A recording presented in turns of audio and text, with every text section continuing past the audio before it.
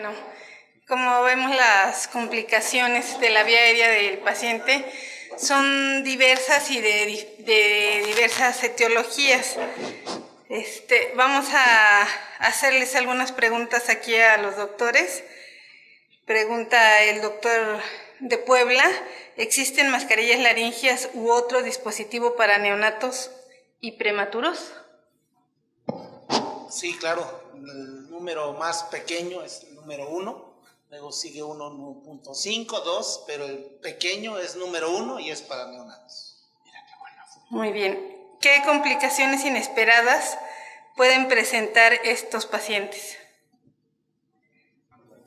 ¿Cuáles pacientes? Los pacientes pediátricos, se refiere aquí. Bueno, en relación a anatómicas, y luego será aquí el doctor Mancera dirá las funcionales. Las anatómicas van, ejemplo, un niño que tenga una estenosis subglótica y le quieran poner un tubo endotraqueal mayor al que le toca y no se dan o no saben que tiene una estenosis. Ya tuvimos un caso, le quisieron pasar el tubo y le rompieron la tráquea. Entonces, es muy importante que ustedes evalúen a su paciente porque esa es una condición, una complicación inesperada, ¿no? Aparte de las que va a decir el doctor Gabriel, funcionales. Bueno, las complicaciones funcionales ya las vimos hace unos momentos, pero una de las más comunes es en el broncoespasmo transoperatorio.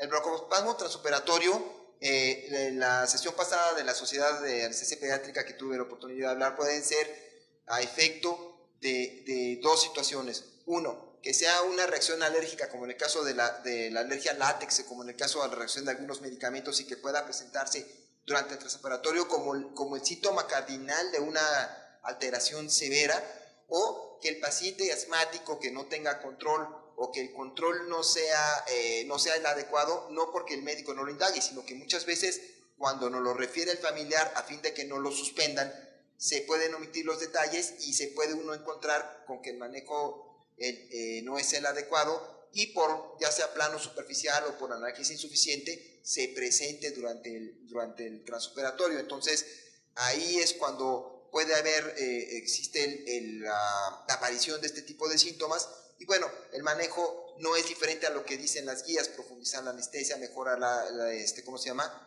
mejorar la profundidad anestésica, mejorar la analgesia, cambiar, por supuesto, la estrategia ventilatoria. Muchas veces cuando nosotros empezamos a ver a los pacientes con hipercarbia que están en este escenario en particular, queremos empezar a ventilar para empezar a barrer el CO2 de la manera más rápida. Y aquí se aplica el principio del globo, ¿no? Si ustedes inflan un globo y lo abren completamente, el globo se desinfla rápidamente.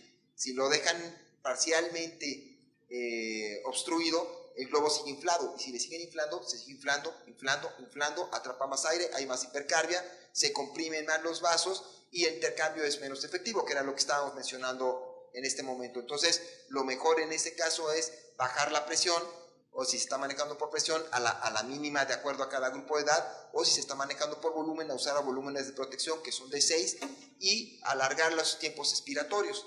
En el caso en el caso del laringoespasmo, cuando es incoercible, ahí no hay que perder el tiempo, ¿no? Cuando el espasmo es parcial, con la presión positiva es suficiente, se aspiran las secreciones, se da un poco de tracción y se aspira y generalmente con eso sale, pero muchas veces el espasmo es completo. Si nosotros tenemos el dato de que el espasmo es completo, no hay capnografía, el paciente se desatura más rápido, estamos tratando de ventilarlo y no hay insuflación, entonces ahí no hay que perder el tiempo. O se utiliza en el caso de que se tenga la succinilcolina, o lo que se está utilizando con más frecuencia, el uso de propofol para no perder tiempo. El tiempo que se pierde es valioso. Y la otra es, si nosotros perdemos la cabeza y queremos meter demasiada presión positiva y a expensas de que lo llegáramos a hacer, podemos provocar un barotrauma al paciente, la mayor parte del aire se va al estómago y hay que recordar que con más de 17 centímetros de agua se vence el esfínter y entonces hay reflujo. Entonces, aparte de ese problema, vamos a tener el problema de reflujo. Entonces, son situaciones que en algún momento pueden complicar y que el tratamiento pronto, expedito, reduce la posibilidad de mayor daño, ¿no? Muchas gracias. Felicitan al doctor David García por su plática. Otra pregunta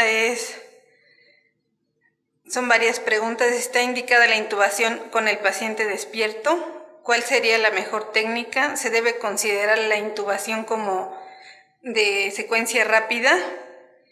¿Qué tan útil es el fibroscopio en estos pacientes? Bien, la intubación con el paciente despierto en el niño no es posible. Porque ¿qué niño va a cooperar? Abre la boca, te voy a poner gilocaína, te voy a poner una gasa para dormirte la faringe y luego etcétera. Ninguno. Entonces lo que nosotros hacemos con la intubación es hacer una inducción inhalatoria con mantenimiento de la ventilación espontánea, luego pasar tal vez lidocaína IV y luego colocar, si es necesario, una mascarilla laringea a través de la cual deslizamos un fibroscopio. Ahora que tuvimos el curso de anestesia por la sociedad, se elaboró el taller de vía aérea pediátrica y llevamos unos maniquís para que puedan entrenarse en el uso del fibroscopio. Yo soy de la idea que siempre en cada servicio de anestesiología debe haber un fibroscopio, pero no solamente un fibroscopio, sino cada anestesiólogo debe saberlo manejar, porque de nada sirve tener el instrumento si no los manejan.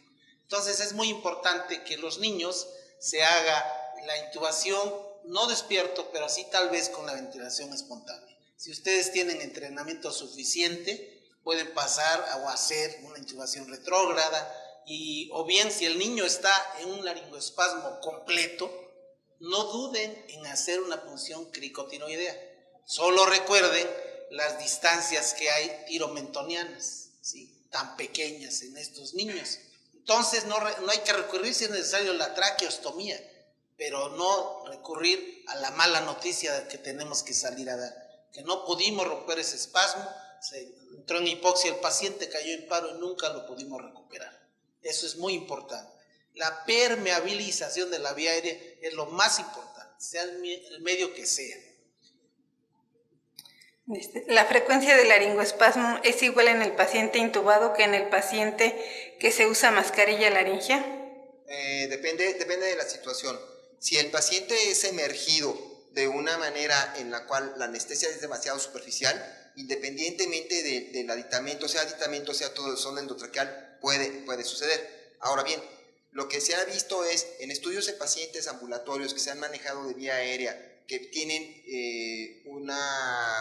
un tiempo entre 2 y 3 semanas de infección de vías respiratorias recientes, se ha visto que la morbilidad es menor cuando se maneja con mascarilla laringea o incluso con mascarilla facial que con la intubación traqueal per se. Hay menos incidencia de laringoespasmo. Solo les recuerdo que las mascarillas laringeas no son una panacea, primero. Y segundo, que los niños, después de los 2 años, tienen hipertrofia de adenoides y amigdalina. Entonces, a la hora que ustedes colocan la mascarilla, pueden llegar a causar sangrado por un tejido laxo que de por sí tienen los pacientes. Bueno, otra pregunta, doctor García, ¿qué tanto se recomienda o no el uso de la cánula de Guedel en el paciente pediátrico y el uso de otro tipo de dispositivos supraglóticos? Se recomienda para todos, ¿no? Por eso el doctor Arthur Guedel, por allá de los 1920, la diseñó y estamos en el 2015 y la seguiremos usando. ¿Por qué? Porque esta cánula lo que hace es permeabilizar la vía aérea. Si ustedes tienen un paciente sometido a adenoamigdalectomía, lo van a emerger y lo quieren extubar en un plano anestésico profundo, deben dejar una cánula de Guedel previa supervisión por laringoscopía, que no hay secreciones, porque como dice el doctor Mancera, la primera causa de espasmo en la extubación son las secreciones, sea sangrado, secreciones, etc. Y después, la segunda causa del laringoespasmo es el momento más leve de la emersión, en donde uno toca la epiglotis y se cierra por un reflejo. Entonces sí se recomienda y hay que tener simplemente cuidado de que usemos la Guedel del tamaño que le corresponde al niño. No puede ser una canulota de adulto para un chaparrito de 2 años, o a la inversa. Entonces tiene que ser una adecuada, si no, tenemos el fenómeno inverso. Se obstruye la vía aérea por un fenómeno mecánico. Bueno, una última pregunta. Dice, ¿existen escalas de valoración de vía aérea para el paciente pediátrico en sus diferentes etapas, para la adecuada valoración de la vía aérea y si la intubación retrógrada es una opción. Sí, la revisión que por ahí mencionamos dice, si yo tengo que hacer una evaluación de la vía aérea pediátrica, tengo que combinar varias clasificaciones, dependiendo de la edad, pero la más recomendable como número 1 es la distancia tiromentoniana. Después, la apertura bucal, eso es muy importante, medir la apertura bucal, el grado de oclusión bucal, ¿sí? Y después las demás. Si ustedes se fijan, las clasificaciones como la de Cormack, vean el artículo original y fue diseñado para la paciente obstétrica. ¿Qué tiene que ver con un paciente pediátrico? La misma de Malampate, en un niño de menor de 5 años, ¿cómo nos va a cooperar? Entonces las escalas sí funcionan siempre y cuando sean adaptadas a cada edad de cada niño. Bueno, una última ahora. Se dice, ¿qué fármacos podemos utilizar preventivamente antes de extubar para evitar el broncoespasmo? Bueno, en el caso de no hay una línea que diga que hay un medicamento efectivo para el broncoespasmo en el post, pero lo que mencionaba David es muy importante. La inmersión en un plano adecuado de anestesia, el control de la analgesia adecuado, y un buen grado de hipnosis permite que la aparición del broncoespasmo sea menor. Lo que se ha visto que tiene mejor resultado es el manejo perioperatorio, es decir, no discontinuar los medicamentos previos al acto anestésico independientemente de su origen. Muchas veces los pacientes, a fin de que el paciente no sea suspendido o que no se le vaya a poner un pero, le quitan la medicación en la noche previa o el día previo a la inducción o al procedimiento anestésico, y ahí es donde se tiene la mayor parte de las complicaciones. En el post están minimizadas por el control adecuado de las secreciones más los puntos que acabo de mencionar. Muy bien, muchas gracias. También reciben muchas felicidades por sus excelentes ponencias a los dos. Gracias.